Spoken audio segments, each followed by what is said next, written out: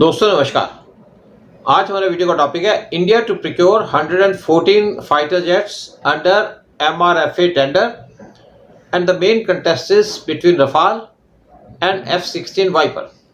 Indian air force ने एक request भेजी है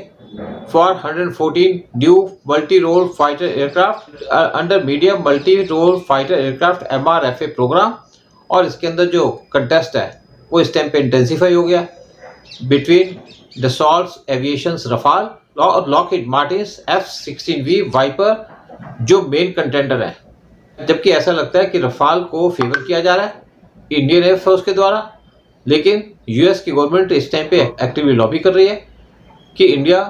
अमेरिकन फाइटर जेट्स को सिलेक्ट करे। French online military portal Avions Legendaires उन्होंने सजेस्ट किया है IAF के जो पायलट्स हैं वो फेमिलियर है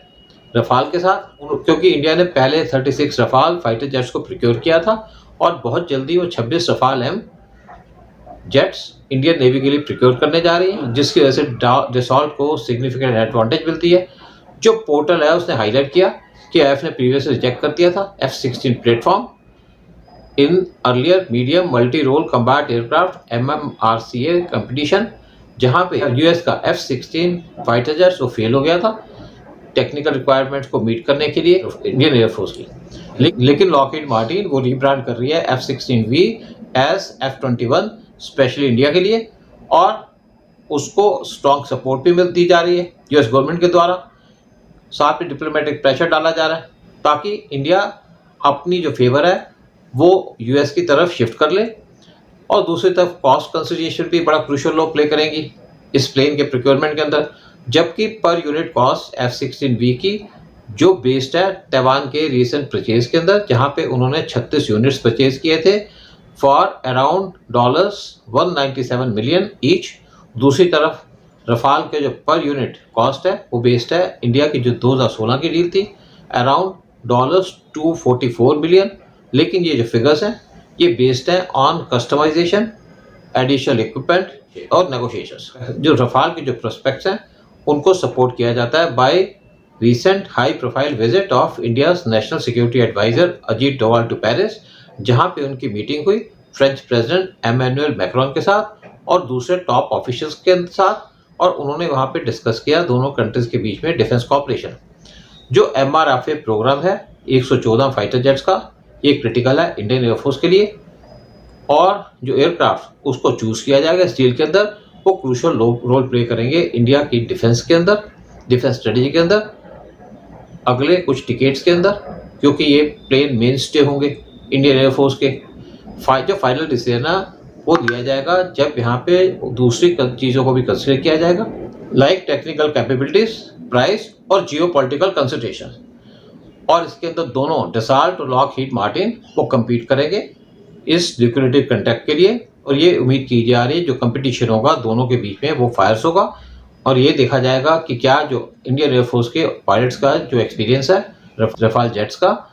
क्योंकि वो ऑपरेट कर रहे हैं पहले ही रफाल जेट्स, क्या और क्या यूएस की गवर्नमेंट जो लॉबिंग करती है क्या उनकी एफर्ट्स होती हैं और क्या उसका अल्टीमेट डिसीजन होता है। लेकिन ये जो कंपटीशन है यहाँ पे हाई स्टेक्स होंगे, लेकिन ये जनरली बिलीव किया जाता है क्योंकि इंडियन एयरफोर्स ऑलरेडी फैमिलियर है मिराज 2000 फाइटर जेट से, क्योंकि वो Indian air force since 1980s operate कर रही है, और IAF ने ऑलरेडी 36 रफाल जेट्स को प्रोक्योर किया है इंडियन एयरफोर्स के लिए, और इंडियन नेवी प्रोक्योर करने जा रही है 26 और रफाल M जेट्स, और इंडियन पायलट्स वो फेमिलियर हैं इन मशीन से, और इंडिया मोस्ट प्रोबेबली परचेज करेगा रफाल जेट्स। दूसरी तरफ इंडिया किसी भी तरीके से यूएस को डिस्प्लीज नहीं करना चाहता, लेकिन साथ में इंडिया यूएस से बहुत नाराज है और नंबर ऑफ काउंट्स स्पेशली क्योंकि यूएस गवर्नमेंट का जो एटीट्यूड है वो टारगेट करती है इंडिया को पैटी इश्यूज के ऊपर और नॉन इश्यूज पे। लेकिन अल्टीमेटली ये देखा जाएगा क्या प्रेशर डाल पाता है यूएस इंडिया के ऊपर, और क्या अपने रिलायबल फ्रेंड फ्रांस के साथ जाएगा या यूएस के साथ जाएगा, क्योंकि यूएस के साथ भी इंडिया के रिलेशन अच्छे हैं, लेकिन यूएस का जो एटीट्यूड है वो अनहेल्दी है। इसलिए ये उम्मीद की जा रही है कि इंडिया मोस्ट प्रोबेबली फ्रांस के साथ डील करेगा रफाल जेट्स की और यूएस को इग्नोर करेगा। Dassault predicts India could become largest Rafale operator by 2040 with potential 114 jets under MRFA and 31 more Rafale M. Dassault के हिसाब से इंडिया ग्लोबल लीडर बन सकता है रफाल फाइटर जेट के ऑपरेशंस का बाय 2040 और वो इवन फ्रांस को सरपास कर सकता है। एक प्रोजेक्शन की गई बाय डसॉल्ट एविएशन का, उन्होंने एक एम्बिशियस फोरकास्ट की कि इंडिया स्टडली एक्सपैंड कर रहा है अपनी रफाल फ्लीट इंडियन एयरफोर्स के लिए, जिन्होंने पहले 30 जेट्स को परचेज कर लिया और इंडियन नेवी एक्वायर करने की फाइनल स्टेजेस पे पहुंच चुकी है 26 रफाल एम नेवल वेरिएंट्स।